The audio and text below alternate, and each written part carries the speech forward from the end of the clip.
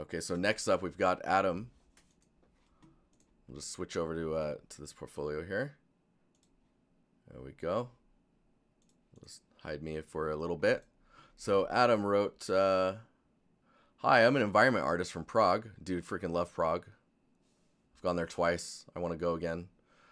Currently working for an outsourcing studio. Just completed a 1 year project on a horror FPS. Scorn, dude. Scorn. It's gonna be awesome. Go like this. But oh, hang on 2 seconds. I'm gonna just move some. Oh, everything's popping around. All right. So Adam wrote. So he's just completed a 1 year project on the horror FPS Scorn, out this October. No marketing. No marketing. I got into 3D about 4 years ago when I picked up Unreal Engine 4 for ArcViz, actually for refurbishing my apartment. That is hilarious. I guess it happens differently for everyone, right? I then quickly got into creating my own assets in Blender and thought it was a steep dive. Then it was a steep dive into a beautiful rabbit hole that is game art. Welcome to your new addiction. I'm mostly self-taught. I love devouring new knowledge either through YouTube, your streams, or short courses. For example, I love CGMA. I like CGMA's format. They're very good. So CGMA courses on modularity and lighting. What I'm currently focusing on is my portfolio, which is easier said than done with a 2-year-old toddler in the apartment. Oh boy. I'm kidding. I'm starting to get better through in brackets nursery. It's starting to get better. So this year, I want to go hard on personal projects. The ArtStation Challenge being one. I love sculpting, so ZBrush is where I want to improve my skills. But I also like procedural workflows of Designer, so I'm progressing there as well. Also shaders, so everything. Yeah, I feel you. I feel you, man. I remember reviewing this and being like, yeah, dude, this is sick. It was the lighting that did it for me. Let me make sure I said everything that I need to say. So I'm progressing there as well. Also shaders. This is probably enough for now. Looking forward to the call. Okay. I'm just going to look at this real quick because this revolver is pretty, like, that's sick, man.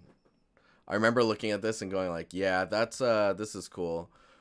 The I think the thing I wanted to highlight last time, maybe I did not, is the wear and tear up here is very like on edges and directional rounded like this, right? But a lot of the times these are rails, so things are moving uh, through them vertically or horizontally, I guess you'd say. And so I guess you would expect scratches to be going in that direction, right? Okay, what's up? How you doing? Um, but overall presentation on this was really cool, and I was a big fan of the way that you were using color and lighting for this piece. I recognize this mask too, by the way. It's a good one. That's a good mask. Yeah, the orange light is super nice. So God of Trims. Is this just a big trim sheet exercise? I think it is. Let me see. Oh yeah. See, this is great with the presentation here. Get your name in there. That's cool. Your portfolio URL and like the software in the middle there. And you present this in a way where we can see how the lighting is affecting the surfaces as well as like all the different maps. Really, really nice. Oh yeah. You play LOL? Illusaur, what's up? No. But maybe Adam does. Yeah, the presentation on this is really strong.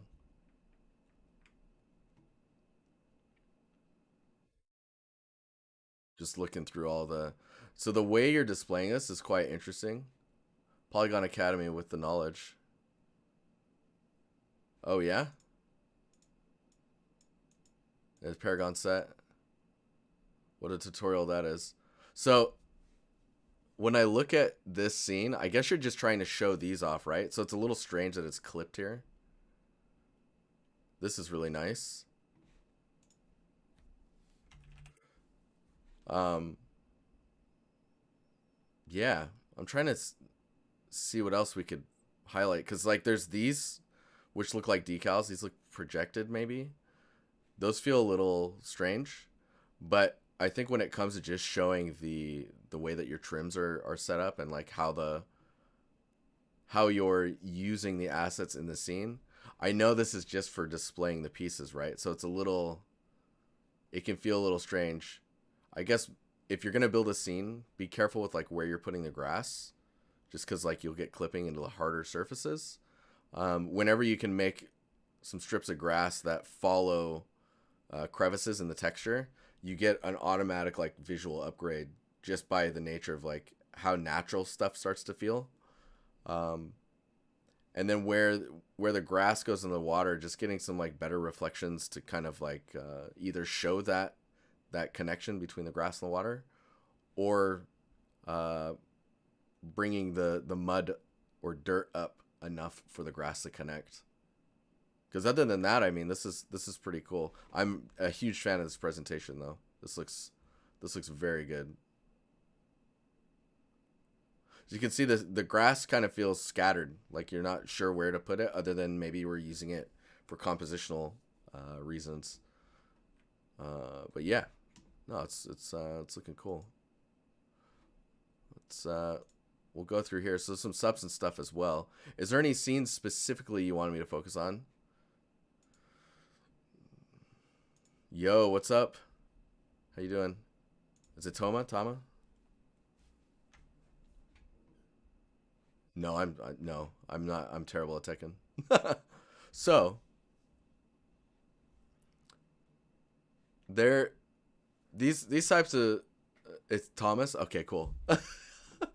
These scenes are quite interesting, or these materials. This type of material work is pretty interesting because you need to find ways to make it look like it's got a lot of depth, while at the same time naturally transitioning from surface to surface. So like for example, you've got these like little button pieces. There's a way to do those so that they never like clip on the edge, because then you'll avoid these like smaller ones. You definitely have a good understanding of like how to use the height maps in, I mean, this is 2 years ago as well, right? But using height maps to get that depth and understanding the shapes and mixing them together is quite good. I would say it's the material work and like how far you're pushing your materials. It looks a little bit like a base pass still with the way that you're utilizing the texturing tool itself. Because this is just substance designer. So there's a lot you could be doing to explain the surfaces in a way that are more natural.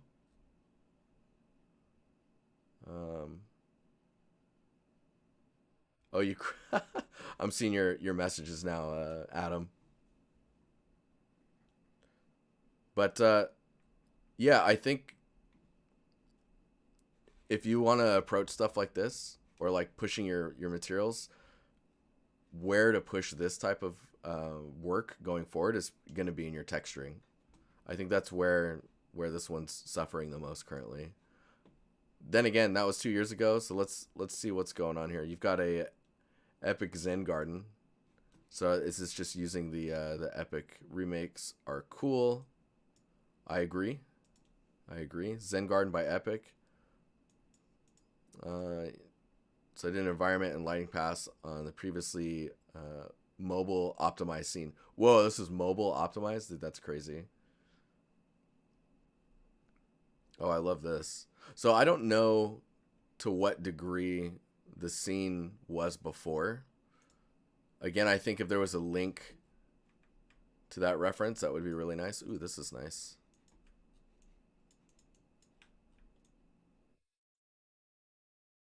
Yeah, this is super cool.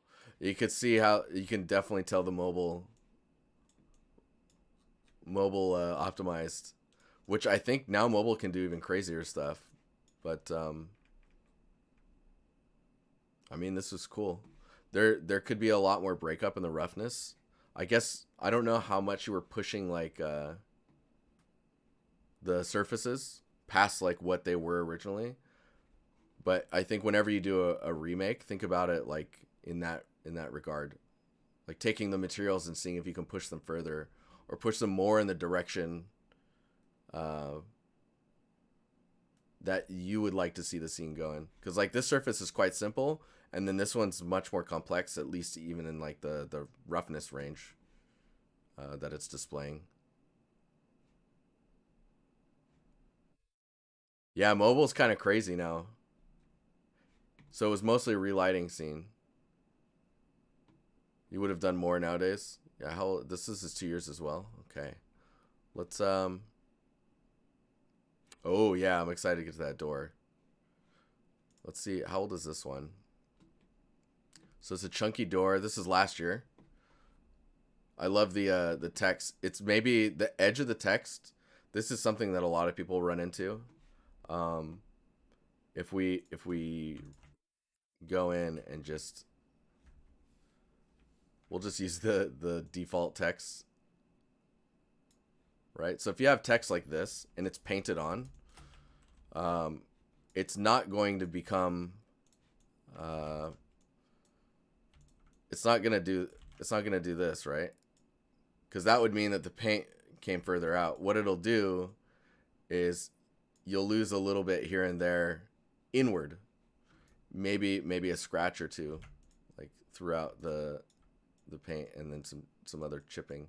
So it's gonna be more subtle and case by case. And a lot of the times you're just gonna want to use like a noise texture. I don't know if I have anything in here that can doing stuff like, let's see, yeah, doing stuff like this is gonna be more accurate for the paint. Oh man,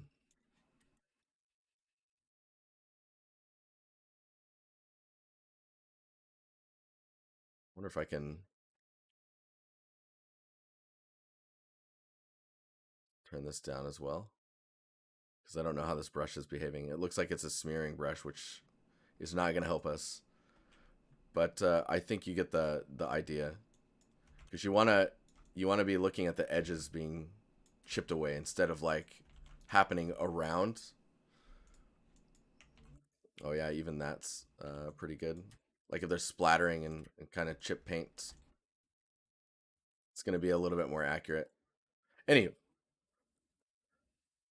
when we look at the surface here, I love the attention to detail when it gets into like the welding. You've got weld patterns here.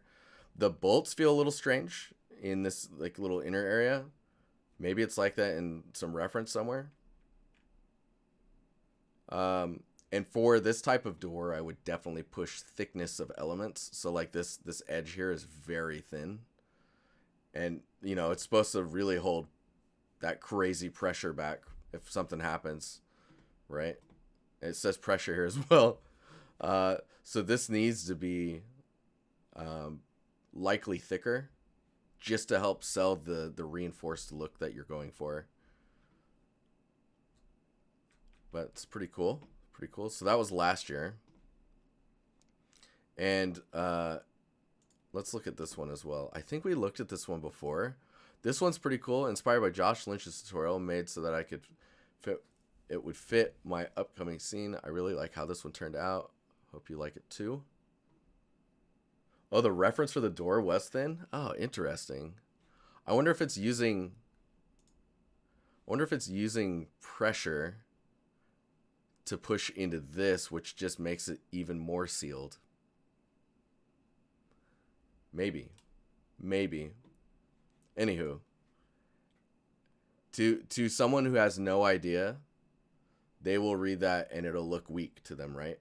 So that's kind of where you would go into this territory where it's like, do I make it thinner just because, or do I make it thicker just because people that don't know will just feel more comfortable with the idea that it is what it is? It's kind of like hyperreal, where you kind of push things a little bit further just because it really emphasizes something. Yeah, ooh, Karen Stanley posting stuff, bro. If you haven't, follow her, Karen Stanley, badass artist. Um, This looks sick, man. And the little like the caking of like the grout between the stones and like how it's thick. It's really cool. Texture wise, it kind of feels a bit stylized, and it can be a little hard to understand the surfaces a bit. They're all quite uniform in their surface detail. It's like maybe some would be smoother in areas and whatnot, but like for example, the noise that's in the texture and the I think it's not necessarily in the normal so much, but it feels much more like thatch. I don't know. It doesn't feel like the material you're expecting it to feel like, if that makes sense. Foxtrot in chat. Nothing I hate more than a weak door. It's like you had one job, door. One job. Okay.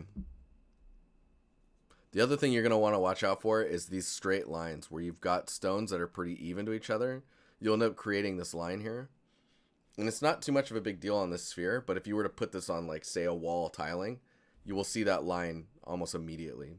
One good thing to do, and maybe Josh has touched on this as well, is take your materials, and when you're working on them, you can tile proof them by tiling them up 3 times just to see where there are discrepancies in the material. Or patterns, basically. You're trying to, you tile it 3 times, that way you can kind of pick up on patterns that end up forming at tiling 3 times. You can fix those areas, and that'll help a material last much longer on surfaces where it would end up being tiled quite a bit or used on like longer surfaces. Yeah, let's check out this one. So this is AI. This has been really interesting to watch people kind of just push through this stuff. So material studies, from photo to AI to substance to game.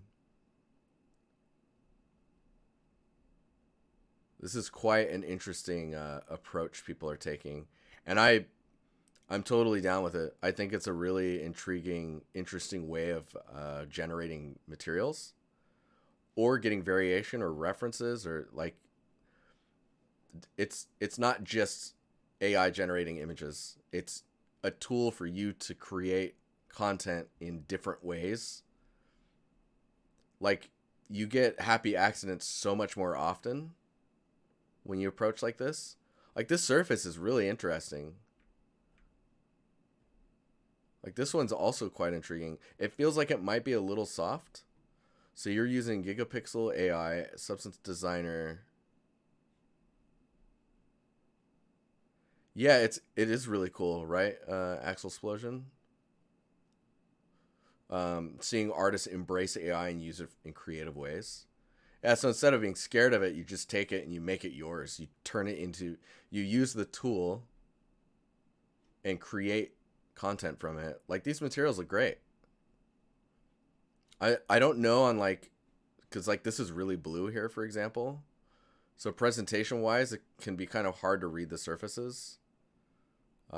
It'd probably be better to see it in like a use case. But it's really cool to see you diving into this. I really need to get into this stuff as well, just to see what's there. You know what I mean? Get some FOMO going on, some fear of missing out. So I recognize this. This is a test, definitely. I want to go back to the asset and build up a little diorama scene around it.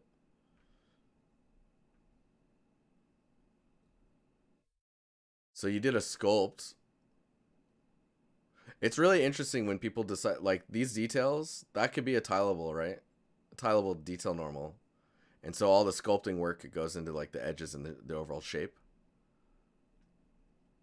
Oh man, this is sick. Yeah, some really nice attention to detail in here for the sculpt.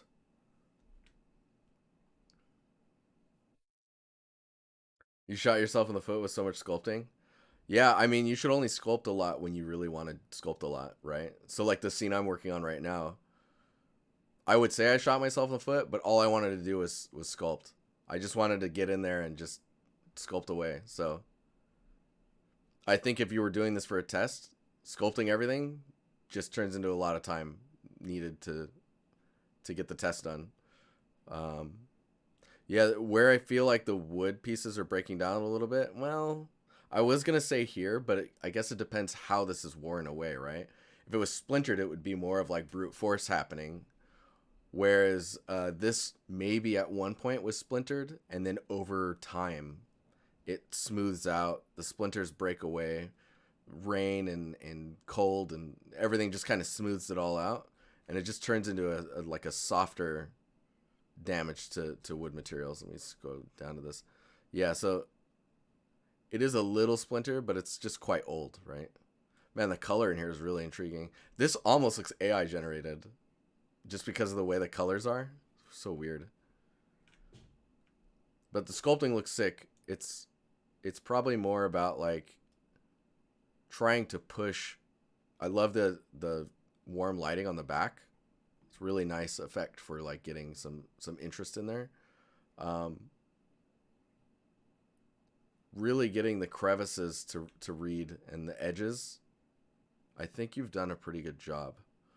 I'm just trying to see like, so the lights up here, it's your ambient lighting is quite bright. I like how dark it gets here without losing info. Like you can still see in there. It just feels really uniformly lit. Like I guess I was expecting this side to be a little darker, but I think this is all because it's facing the same like normal vector. It's all gonna just hit lighting wise anyways. I think it looks pretty cool. Let me see in the reference again one more time. So majority of the wood is from the original door, but then you have occasional pieces of wood that are added afterwards. I think you could benefit from texturing this in a way where you could tell what was the original door and then what pieces were added later as patchwork to kind of like fill it up and protect it. But it's really, this is really nice. Looks really good. You should be very proud of this. You have a lot of high poly renders. I would say maybe like condensing some of them into a single image because they can take up quite a bit of space here. Just even in one picture. I like this as well though, just so you know. This whole like stacking. Stan, what's up, man? You saw him Swedish? What? What do you mean? But Malmo. Oh yeah. I moved here 8 years ago.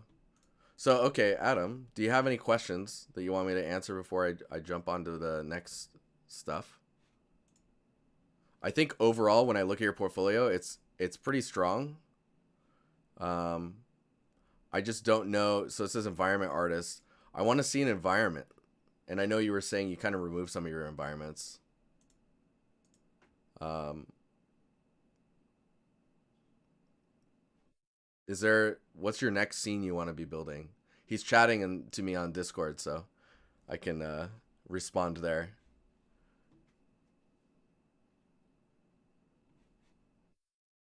Just remember, so like I know you're saying you want to go hard on environments, like just hit them like crazy.